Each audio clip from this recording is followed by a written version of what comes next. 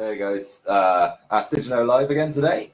It's Jason from DigiNo, and yeah, today I'm just going to be answering a few questions that I've had through email as usual. And if anyone pops in, feel free to ask a question in the comments.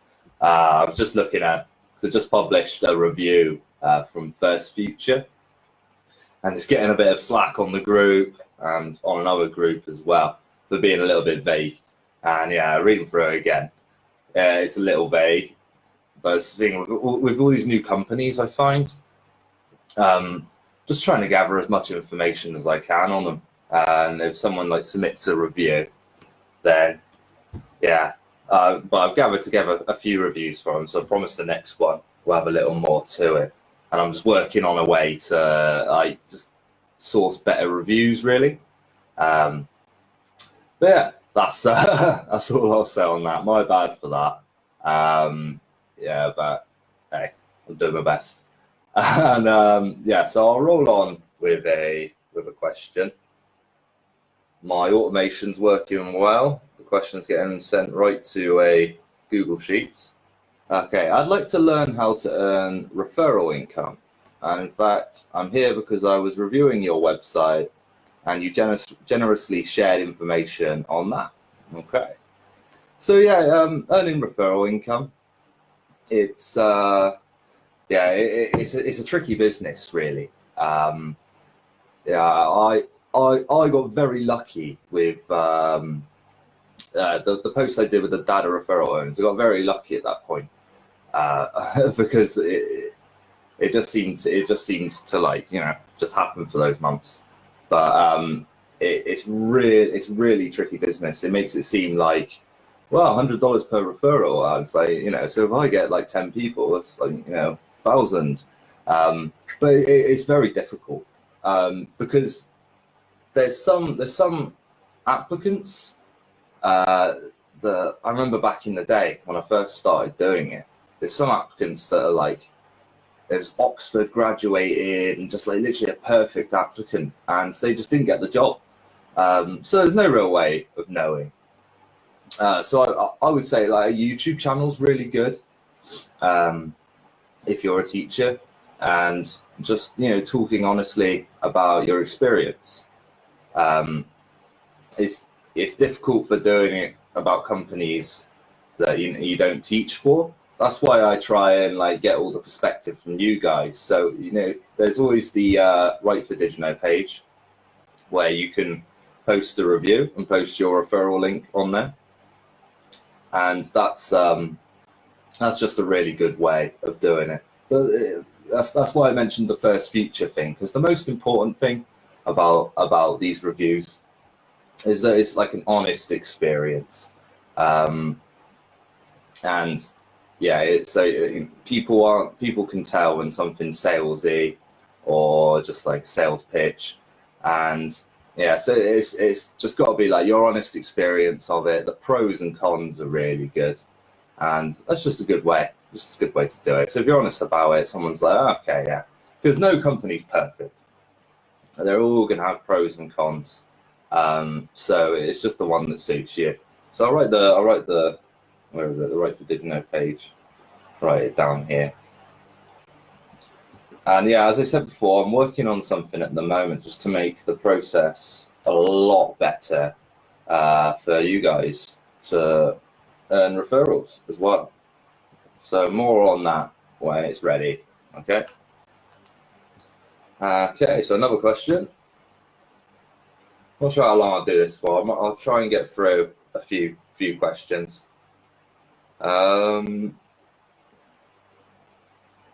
If you want to work for a new platform, what would it be? Okay, so because obviously I'm looking at these platforms all the time, and I'm just seeing like what the experience is like, and no, despite everything, I love teaching for data, because I love the students. And it's very chilled. Like once you've been there a while and you have your regular students, it just flows. So definitely like a platform with regular students is good. But I've been looking at recently like Cambly and just how flexible it is. And I just love the idea of like, okay, I've got a spare hour now. I'll make myself available, and just chat to someone around the world.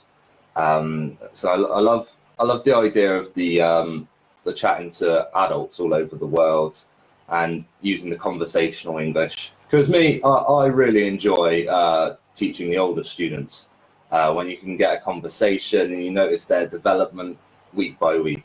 So something like Cambly is one of my picks, I think. Okay, hey Fraser, thanks for joining. And yeah, if you have any questions, feel free to post it down. Okay. Okay. How could I work in online teaching? I'm a non-native speaker, but I can speak fluent in English. I'm looking to work with the company who wants a non-native speaker. Thank you. Yeah, well, I've got the list on DigiNo. The list with whether you've got a degree, not a degree, if you're a non-native speaker. And there's lots of opportunities, really lots of opportunities. So I'll post the list down now rather than me listing them out. And then I updated the list pages recently, if you want to check them out. So non-native speaker with degree. Yeah, I just I started using Gutenberg blocks on WordPress. If anyone's familiar with WordPress, I think it's great. There we go. There's the list. Cool. So yeah, there's loads of opportunities if you're a non-native speaker and if you're fluent in English. So don't worry about that. Okay. Which is the highest paying kids platform right now, please? Okay, so the highest paying one, I'm actually writing a list at the moment about that. The highest paying one I've seen is Wales English for like the maximum. I think it's about $30. Yeah, $30. So that, from what I've seen, is the highest paying one at the moment. When you take away things like bonuses and things like that. So I'll put the links out there. Yeah, so where is it? Yeah, so it says the pay is 18 to 30 per hour. And that is required teaching certificate and required bachelor's degree, and that is a native speaker job. So I'll put that list down there now. There you go. Getting through a few questions here. And okay. So what is a good mix of online income streams that can help you be self-sufficient but not spend a lot of hours on the computer? Okay. Well, in this world of online, the really like passive income, which will involve you not spending much time on the computer. You've got to put the hard work in first in order for those income streams to really flow. So you'll be on the computer a lot, and then maybe for a couple of weeks you'll have a break. But so if we're talking about online teaching, there's the referrals, but I wouldn't ever rely upon that as part of your like actual main income, because you can't depend on it month to month, and we've all got like bills and stuff, that have to be paid each month. So so for your like main income, for me personally, I always try and make sure I'm working for my main income that covers my bills, etc. I know each month I'm guaranteed to be doing that. But there's loads of things you can do to start building it up. Like blogging is amazing. Building up your blog and affiliate marketing related to it. So you can just promote products that you really believe in. That's the most important thing. That's why I promoted online teaching, because I started doing it and I loved it, and I thought it was just a great way for people to earn money in an alternative way. to regular jobs. And yeah, so that's why I started like promoting it, and it makes it a lot easier if you really believe in it, because you don't want to be writing about something that's like highly profitable but you've got no real connection to it. It should be very hard to like write those articles for your blog. Okay, so I'll do a couple more questions. I try and keep these around like 10 to 15 minutes. That just feels like a good number. What multivitamin or energy supplements to use, as teaching for 3 to 4 hours can be draining? Okay. I used to be really mad on my health and health supplements and vitamins and stuff, because I got into Tim Ferriss a few years ago, and I read the 4 Hour Body. So I was trying loads of things in there, like, what was it? It was like grass-fed butter and so it's titanium tea. So this gave me lots of energy. So it was Pure Chinese tea mixed with Japanese sencha tea. So you mix them together, and then you put in the grass-fed butter and coconut oil, and then you whisk it up. And yeah, that is just like, the idea of it is the fats in the butter and the coconut oil, they help the supply of energy throughout the day. So if you've got like a long stretch of classes, that's a really good thing. I'd have that in the morning and I was set for the day. I should probably start doing it now because I drink too much coffee now, which isn't as good because that gives you the burst and then you're flat again. You need another one. Okay. How do you stay creative with lesson planning? Okay, so yeah, that's with the lesson planning. I was always, doing the ManyCam things, and with that, I tried to make like about 10 games that I wouldn't always use, and that's when I had a lot of like trial classes and things like that. So I knew I could repeat them, but with your regulars, they get old quite fast, and I was like, oh god, I'm making a new game before each class, and it's good, but it's like quite draining as well. So staying creative is like it's really good to like work on improvising, and just practice making up things on the spot. You just turn everything into a game, like even in your personal life. In a situation like, just turn everything into a game. You're chilling with your friends. It's like, hey, what's your three most favorite movies? Rather than saying, oh, what's your favorite movie? You give it sort of like game more fun. Where you say, list your top 3, because that gets people thinking then. So I always try and use things like that in teaching as well, and really just do a really big.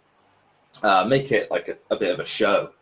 So sometimes, like if it's just something like asking them a question, I'll pretend it's like a game show, and I'll get like a microphone and things like that. So it's just improvising, making some things that are quite boring and making them fun. And all it takes is just like a little bit of energy and just making a fool of yourself. So that's how I stay creative in classes. Because I just have like a small group of regulars now. I see like sometimes twice a week. So I know that it's all about the rapport and the interaction that's gonna keep it fun.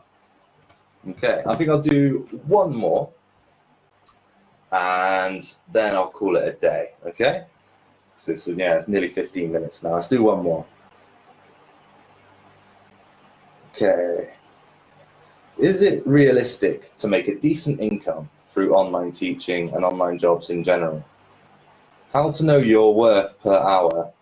How to increase pay potential?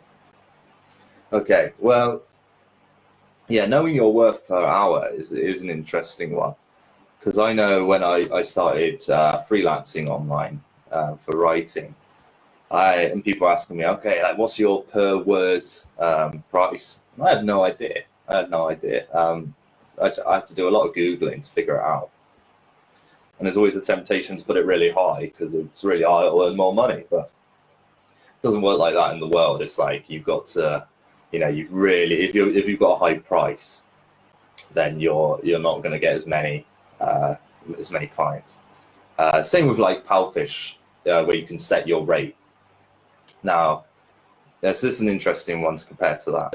There's people all over the world teaching on Palfish, like in places like the Philippines and stuff, where the cost of living is lower. So obviously they can set like a lower rate, and people are more likely to book them for an English class because it's cheaper.